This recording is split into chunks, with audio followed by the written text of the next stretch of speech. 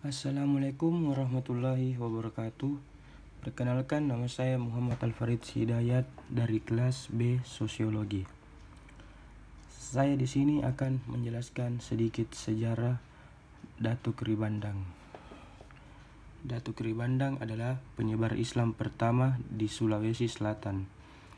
Datuk Ribandang merupakan penyebar Islam di wilayah Sulawesi Selatan. Atas jasanya Islam menjadi agama mayoritas rakyat Goa Talok pada awal abad ke-17.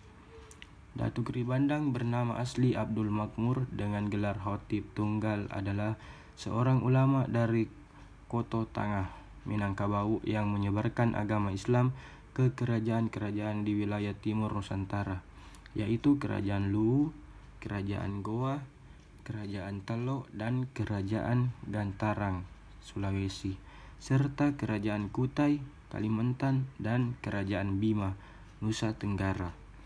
Sejak kedatangannya pada penghujung abad ke-16, Datuk Ribandang bersama dua orang saudaranya yang juga ulama, yaitu Datuk Patimang yang bernama asli Datuk Sulaiman dengan gelar Khatib Sulung, dan Datuk Ritiro yang bernama asli Nurdin Aryani dengan gelar Khatib Bungsu, dan seorang temannya Tuan Tunggang Parangan melaksanakan syiar Islam hingga akhir hayat ke kerajaan-kerajaan yang ada di timur Nusantara pada masa itu, Goa, Takalar, Jeneponto, dan Bantaeng. Dakwah Islam Datuk Ribandang. Pada awalnya, Datuk Ribandang berdakwah di Makassar, Kerajaan Goa, Sulawesi.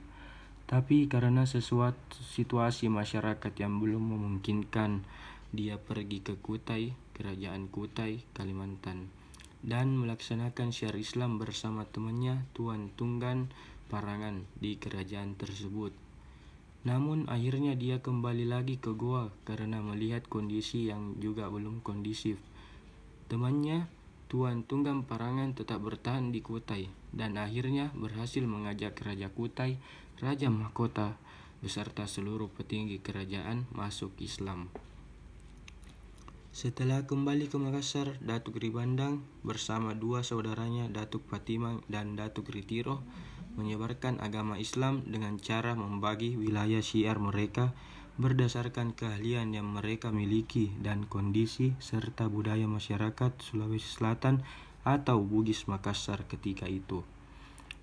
Datuk Ribandang yang ahli fikih berdakwah di Kerajaan Goa dan Talok, sedangkan Datuk Patimang yang ahli tentang tauhid melakukan syiar Islam di Kerajaan Luwu, sementara Datuk Ritiro yang ahli tasawuf di daerah Tiro dan Bulukumba. Pada pendekatan dan metode yang sesuai, syiar Islam yang dilakukan Datuk Ribandang dan Datuk Patimang dapat diterima Raja Luwu dan masyarakatnya.